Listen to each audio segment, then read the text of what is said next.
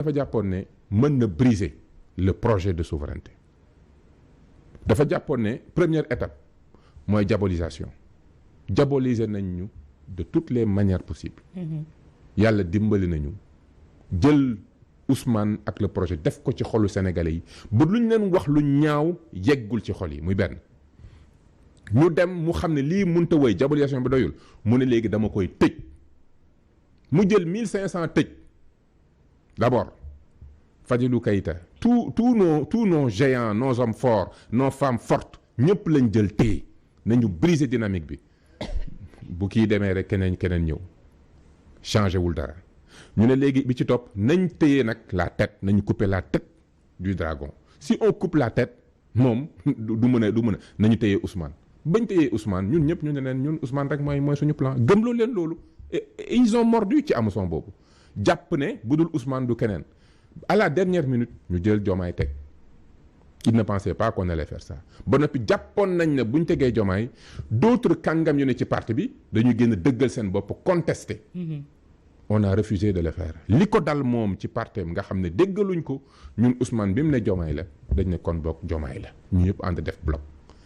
Mieux encore des leaders en dehors de Pastef dañ ne ñoom sax dañuy campagne waaye Diomaye la ñuy campagne mu nekk lu nga xam ne kenn mësu ko gis bi mu demee ba nga xam ne nag léegi conseil constitutionnel jàll na ba léegi moom destu dul sëgg bëre sondage yi génn mu gis ne le peuple sénégalais dafa adhéré ci suñu approche bii dafa adhéré ci suñu constance bii dafa adhéré suñu détermination bii mu xam ne ndekete il n'avait pas affaire à Ousmane Sonko yàgg naa ko wax il n'avait pas affaire à Moussa Balla Fofana ou à Diomaye ou à qui non il avait affaire avec le peuple sénégalais et je l'ai toujours dit élection yi ñu jëm du élection ay benn tànn nit c'est l'élection entre le système et le projet et quand il a vu ça il a compris que maintenant xam na ne day dem buntu amatul candidat wam munta gagné mu ne naa ci rafet ñun diluñu négocier wuñu mais waxtaan amul yónnee wuñu ñun yónnee wuñu ay nit ku yónnee ci ñun nag ñu wax ak yow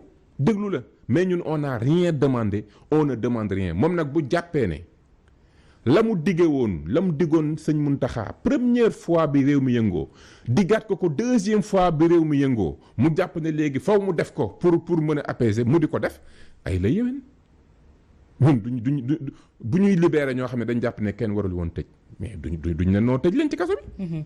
Étape suivante bi lan la c'est la libération de Ousmane. Ah je l'espère Ousmane la place de Ousmane Sonko n'est pas en prison place Ousmane Sonko du prison. Vous vous imaginez Ousmane Sonko est en prison parce qu'il a posé une question sur nos deniers publics un ministre de la République yow nga xam ne ministre le terminologie moo ministre mooy serviteur de la République.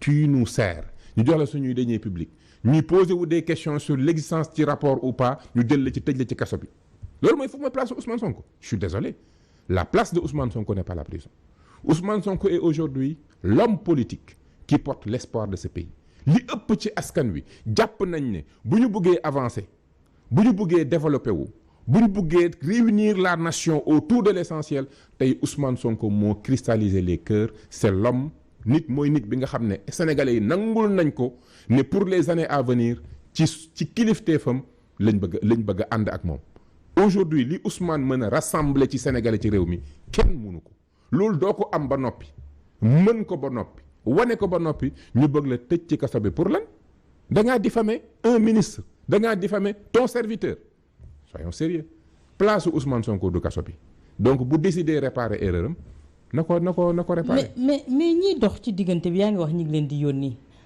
wax bu dem wax dina dikkaat.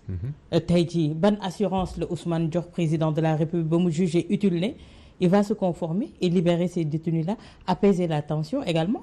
ñi demoon di médiation yëpp ñu ngi leen di dégg ñuy wax la sortie l'élargissement prochaine de Ousmane Sonko.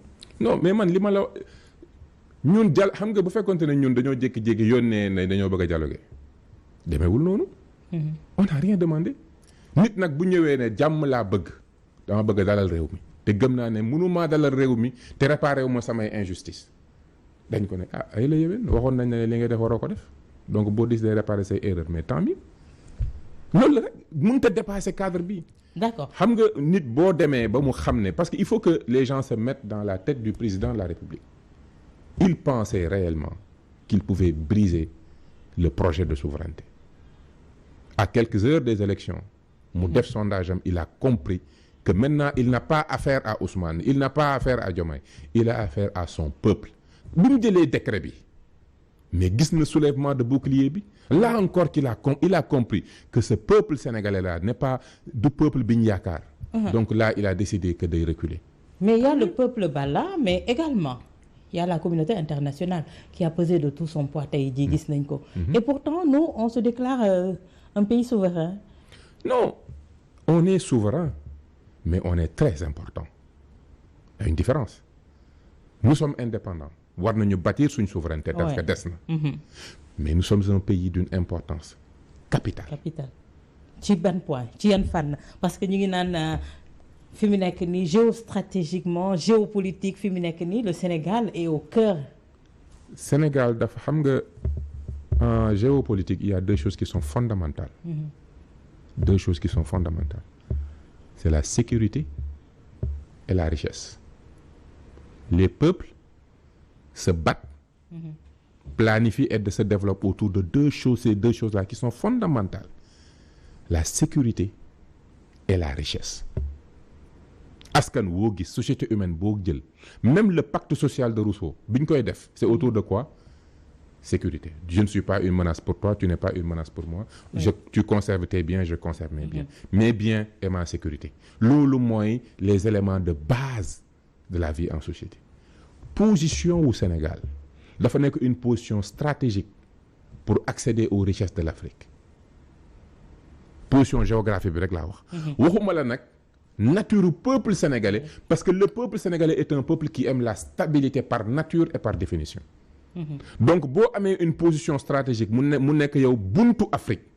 L'Afrique c'est des milliards de c'est plus d'1 milliard de consommateurs 1,2 milliard de consommateurs. C'est plus grande richesse de ce monde. C'est l'avenir. Sénégal mooy buntu bi. Donc mooy buntu wërsëg la buntu xeewal la Sénégal askan woowu nekk askan wu nga xamante ne nii seen ak dal parce que boo jàngee Sénégal suñu histoire da ngay gis ne nos politiciens souvent ils ont des comportements irresponsables. Oui. Mais c'est le peuple sénégalais qui est un grand peuple. Tey Macky Sall li mu def ki ko arrêté c'est le peuple sénégalais. Peuple sénégalais bi dafa adhéré ci projet de souveraineté Ousmane Sonko moo tax Ousmane da ngay sonn rek. Tant que le peuple est derrière lui doo ko mënal dara bi ci topp bi mu jëlee décret ne day pousse élection yi Sénégalais yi jug wan ko ne ko élection yi moom ko ñoo ko moom les étrangers le monde international xam nañ ne le peuple sénégalais est un grand peuple ba ca topp xam nga nee la richesse bi ci topp mooy sécurité aujourd'hui ñëpp xam nañ ne les enjeux terrorisme zone bi gis nañ ko Sénégal nekk base bi nga xam ne mën nga fi teg say base ce système d'espionnage ak lépp loo soxla say ambassade pour que nga mën a maintenant tranquillement analyser lan moo xew ci continent africain bi Sénégal rek la ko yenn ambassades yi moom moo mën a defee voilà les deux choses yi nga xam ne mooy déterminer la marche États-Unis foo leen fekk ñaar la ñuy wax richesse sécurité loolu la ñu di jënti Sénégal nag peuple sénégalais peuple la boo xam ne yàlla daf ko jox position géographique boo xam ne da koy may mu nekk buntu Afrique te Afrique mooy richesse Afrique moo mën na andi possibilité yooyu yëpp. Donc Sénégal dafa am une importance fondamentale moo tax et vous voyez c'est pour ça que investissement direct étranger yi bëri fi alal ji ñëw di téye sunu réew bëri moo tax aussi Macky Sall le comprendre. Mais nous est-ce qu'on en profite? Non, on n'en profite pas. Oh, okay. On n'en profite pas et c'est ça qui est dommage. Nous n'en profitons pas. C'est dû à quoi? Parce que justement dañu am des politiciens yoo xam ne nekkuñ ci logique gu un État qui planifie et un État qui entreprend. Un État qui comprend que la priorité c'est bâtir des moteurs économiques. Je ne veux pas nekk wax ne dama ñëw toog rek nit ki ñëw andi alalam jël sama matière première génn ko réew mi non dama bëgg ñuy créer industrie. Parce que quand tu crées une industrie, tu crées de l'emploi chez moi, tu transfères des compétences, tu amènes des équipements, tu formes mes jeunes, mais mieux encore bu dee industrie bi nga ko sampee 50% yi sénégalais yee ko moom mooy boo liggéeyee 100 milliards 50 milliards u dividende bi day toog ci dëkk bi nit ñi consommer ko. D'accord. Donc tant que nekkuñu dans une logique d'État qui entreprend d'un État actionnaire, je te donne un exemple. France am na ce qu'on appelle l'agence des participations de l'État français agence boo xamante ne nii rôle am mooy lépp lu stratégique tout secteur économique bu nga xam ne dafa stratégique ak bépp secteur économique bu ñu gis ne dafa am notion de souveraineté état day jël ay milliards di ko injecter ci entreprise yooyu pour détenir une partie du capital parce que buggul étranger yi téye ko voilà un pays qui a compris que dafa war a profiter de ces richesses. Mais bu fekkente ne ñun on a des dirigeants yoo xam ne c'est des ils sont dans une logique d'administration comme l'ancien colon système bi ñu xam mooy tu maîtrises tout le pouvoir noo mën a def pour am pouvoir baax na noo mën a def pour conserver ko baax na xamuñ ne defee xam-xam nangoo liggéey am yërmande ci askan wi mooy tax nga am ay résultats yu la nit ñi falaatee ba noppi développement am ci réew mi bu ñu amul des hommes politiques comme ça mais on va toujours continuer à ne pas profiter des investissements de cette manne financière bi dugg ci réew mi mais on ne parvient pas pour def ko ay entreprises des business yoo xam ne dinañ ci mën a am njëriñ. mais yaa ngi wax côté sécuritaire mu am solo lool ci biir réew mi. mais est-ce que tey Sénégal am nañu sécurité boobu on a entendu le chef de l'État dire que tey jii dafa am ñu wër ñoo xamante ne ils sont prêts à prendre le pouvoir tey jii. et c'est-à-dire que sécurité boobu ngay xamante ne yaa ngi koy wax léegi. di ko prôner est-ce qu'on l'a réellement. am nañ sécurité bi parce que on a l'une des meilleures armées du continent africain l'armée sénégalaise kenn du ko jàngal kenn. mais sur quoi le président se fonde alors pour dire que am na benn insécurité. non xam nga des fois le président il tient un discours politique. discours boobu dina am loo xam ne mën nañ ko ci analyser mais il faut le mettre à l'endroit. Il y a une menace dans la sous-région ça c'est une évidence. On a la chance nag d'avoir un peuple bu nga xam ne nanguwul division peuple bu uni donc ñun yenn problème yi du fi am gis nga des fois yenn discours ethnique yeeg yooyu ni ko sénégalais yi di rejeter donc sénégalais yi peuple sénégalais peuple bu booloo la diviser ñu dina jafe ba ca topp am nañ armée boo xam ne mën na défendre réew mi ba sécurité am fi et c'est pour ça que justement tout grande nation yëpp di ubbi seen ambassade fii parce que xam nañ ne fii daanaka benn oasis la ci benn désert. D'accord. Donc quand le président dit il y a l'enjeu sécuritaire oui dans la sous-région il y a des enjeux mais Sénégal nag am nañ armée ba noppi am nañ aussi des partenaires comme les États-Unis et les autres pays qui veillent à notre sécurité parce que ça les intéresse et ça les arrange donc argument boobu mënu ko invoquer pour wax ne politiquement nous devons rapidement trouver une solution je suis d'accord nag avec lui il nous faut rapidement fermer cette parenthèse là nga xam ne gàcce gu rëy la et que économiquement c'est dangereux.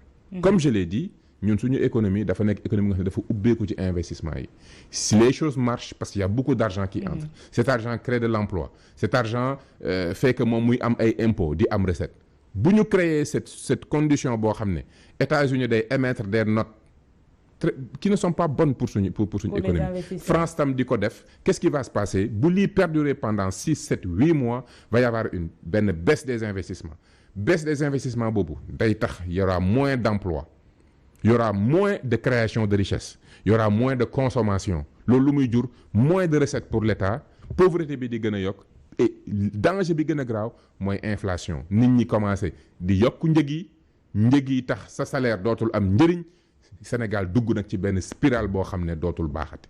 Donc ça il faut l'éviter et c'est pour ça que je considère que aujourd'hui l'intérêt général vu que Conseil constitutionnel wax na te wax boobu tey dafa def de sorte que mbir mi mënatul doon 12 mois 6 mois sax dina ëpp je pense qu'il faut rapidement. Donc c'est déjà mais mooy li may wax Conseil constitutionnel dafa battre waat carte yi. ci moment boo xamante ne désespoir amoon na. coup d'éclat le président de la République qui dit se conformer à la décision du Conseil constitutionnel mais débat bi sur les